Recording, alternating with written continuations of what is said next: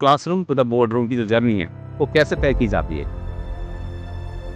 Sir ये COO बनने के पीछे की जर्नी कैसी रही है आपकी? 2003 आई वॉज वेरी क्लियर कि मेरे को नेक्स्ट 15 ईयर्स में इस पोजीशन पे पहुंचना है। जी। तो जो पहला स्टेप था वो ये था कि टू अंडरस्टैंड कि जो CEOs होते हैं उनकी क्या क्वालिटीज़ होती हैं, कि मेरे को वहाँ पहुँचने के लिए क्या करना पड़ेगा।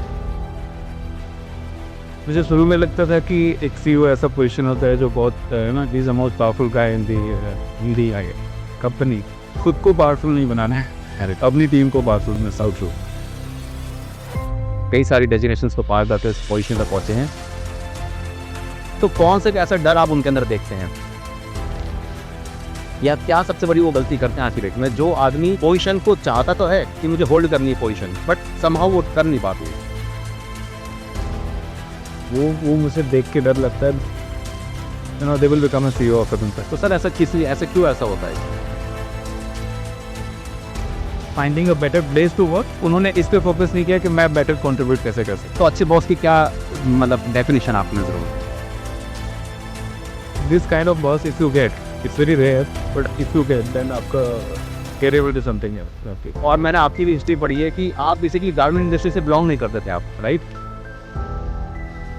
तो कुछ तो आपके अंदर भी ऐसा डर रहा होगा कि नहीं, मैं वो नहीं करूँगा, सोचा नहीं कभी कि आगे क्या होगा। छोड़ना तो आसान था because it was a challenging task, but उसको करना पड़ा मुझे। और आज आप अपने सामने अपने 25 साल के पुराने वर्जन को देख रहे होते। आई have seen lot of up and downs in my life. आप गारमेंट इंडस्ट्री का फ्यूचर कैसा देखते हैं आने वाले 5 से 10 सालों में?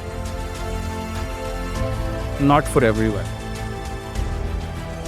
ये डिपेंड करता है कि इस अपॉर्चुनिटी को कौन ग्रैब कर सके। गारमेंट सेक्टर के अंदर एक टर्म्स यूज़ किया जाता है, दैट इज़ अ QCD। जो कोई भी factory quality, cost and deliveries को मीट करती चली जाएंगी, वो डेफिनेटली वो 5 to 10x अपने आप को ग्रो कर लेंगे। उन लोगों के बारे में आपका क्या ख्याल है जो कहीं ना कहीं क्वालिटी पे फोकस करते हैं but they are not bothering about the cost and deliveries? ये जब तक बैलेंस नहीं है तब तक आपका बिजनेस कंट्रोल में नहीं है। आपको राइट पीपल, राइट माइंडसेट के साथ लोगों को हायर करना पड़ेगा। Right, as a management you should be able to. हम पहले प्रॉफिट सोचते हैं, बाद में डेवलपमेंट पे काम करते हैं। पहले आपको लोगों के बारे में सोचना पड़ेगा। आपको कोई रोक नहीं सकता है। प्रोडक्टिविटी का बहुत बड़ा चैलेंज है आज की। टीम भी है, फैक्ट्री भी है, इंफ्रास्ट्रक्चर भी है, मशीन्स भी हैं, technology, everything we have. Everyone knows that what is happening in a business. अगर आपको पता ही नहीं चल रहा है क्या हो रहा है तो आप उसको सुधार नहीं सकते। ट्रेनिंग्स को लोग एक्सपेंस मानते हैं। I am spending the 60 hours, इतना पैसा खर्च कर रहा हूँ। अगर आप ट्रेनिंग को कॉस्ट समझ रहे हैं तो आप वैसे भी आपके लिए फ्यूचर टेक नहीं है। मतलब लिमिटेड किसी फैक्ट्रीज में हमने देखे हैं, बट नॉट दैट मच। हम लोगों को हायर तो कर लेते हैं, उनकी जो डेवलपमेंट को लेकर के प्रोजेक्ट जो होते हैं वो हमने आज तक देखे ही नहीं।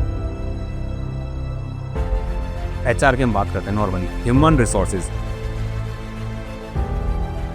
डेवलपमेंट की तो कोई बात ही नहीं करता इंडस्ट्री के अंदर। तो A ग्रेड का अगर आपको अप्रेजल चाहिए तो you have to develop someone in your team जो आपकी पोजीशन पे नेक्स्ट ईयर तक आ सके। क्या रीज़न है, क्यों नहीं डेवलप कर पाते हैं? तो मेरी इंपॉर्टेंस खत्म हो जाएगी। मेरा काम मेरा जूनियर ही कर देगा तो मेरी वैल्यू क्या है? मेरी वैल्यू क्या है? सो वो इनसिक्योरिटी की वजह से लोग अपनी टीम को डेवलप ही नहीं करने देते। या I have seen there lot of leaders जो जानबूझ के वीक टीम मेंबर्स को सेलेक्ट करते हैं। जितनी भी हमारी लीडरशिप के रोल्स होते हैं इंडस्ट्री के अंदर, वो ग्राउंड लेवल के लोगों से कैसे कनेक्ट कर सकते हैं? कैबिन्स के अंदर, बोर्ड रूम के अंदर आकर तो सब बात कर लेते हैं, वो एक्चुअल रियलिटी पता नहीं चलती कि हो क्या रहा है। ये कहीं ना कहीं सर सर्वाइवल मोड पे आ चुके हैं आज के डेट में, व्हाट आई बिलीव। तो क्या लगता है कि वो सर्वाइवल मोड ऐसे ही चलता रहेगा? Training plus technology, is it myth और reality? So training plus technology gives a better result. Leadership की टीम होती है, वो हायर मैनेजमेंट को कहती है सर अगर हम ये मशीन खरीदेंगे तो हमारे इतने वर्कर का काम ये एक मशीन कर देगी। उसकी फिर हमारा सीनियर मैनेजमेंट कहता है अच्छा ये आप एक काम कीजिए, आप इसकी ROI निकाल के दीजिए। क्या सर ये फॉर्मूला हमारे इंसान के ऊपर भी काम करता है? आई मीन ऐसा कोई फॉर्मूला है नहीं। लोगों को सीनियर पोजीशन पर हायर करने का क्या माइंडसेट रहता है आदमी का? Why I'm asking because most of the people have a tendency this much of. Look, ji. CEO बनने का जो सफर होता है, what is the lonely part of this position? Failure होता है तो आपके साथ कोई शेयर करने वाला नहीं होता। टफ डिसीजन लेते वक्त क्या आप लॉजिक देखते हैं या फिर आप इमोशंस को देखते हैं? How do you tackle that decision basically? You have to take decisions based on अपनी लीडरशिप टीम के अंदर कुछ ऐसे लीडर्स को लेकर के जब आप आते हैं तो क्या क्वालिटीज आप उनके अंदर ढूंढते हैं? ओके देखते हैं कि आगे कितना कर सकता है। तो उस पर बहुत वर्किंग की मैंने। I kept learning. जब मैं इंजीनियरिंग के बाद आई वेंट टू IIM। जब भी आप किसी सीनियर पोजीशन को आप हायर करते हैं तो सबसे पहले आप अपने आप को उसकी पोजीशन पर डाल करके देखते हो और उसको लग रहा है कि फ्यूचर में मुझे बेटर करना है तो वो हमारा काम आधा आसान हो जाता है। बिकॉज देन स्किल डेवलप करना इतना difficult. What do you think? Skill is more important than will. But that was my will. जिसने मुझे दोबारा से स्टैंड अप करने में मुझे मदद की। कि अगर इस कैंडिडेट में उसके अंदर विलिंगनेस है तो उसके अंदर तो स्किल में अपनी पूरी अपना काम कर देंगे। कई बार मैनेजमेंट में कुछ हम ऐसे डिसीजन ले लेते हैं या फिर कोई क्राइसिस आ चुका होता है फैक्ट्रीज में या फिर लीडरशिप के अंदर ही, तो उस कैसे मैनेज करते हैं? बहुत सारी लीडरशिप आप देखोगे कहाँ पे है कि कुछ क्राइसिस हुआ तो they put more pressure on the team. अब वो टीम और डिसार्ड होती है और प्रॉब्लम खड़ी करती है। अब वो टीम और डिसार्ड होती है और प्रॉब्लम खड़ी करती है। कल्चर कैसे डेवलप होता है और ये किसकी मोर रिस्पॉन्सिबिलिटी है? अनकॉन्शियसली जो भी डिसीजंस लीडरशिप टीम लेती है या लीडर्स लेते हैं वो कंपनी का कल्चर बन जाता है।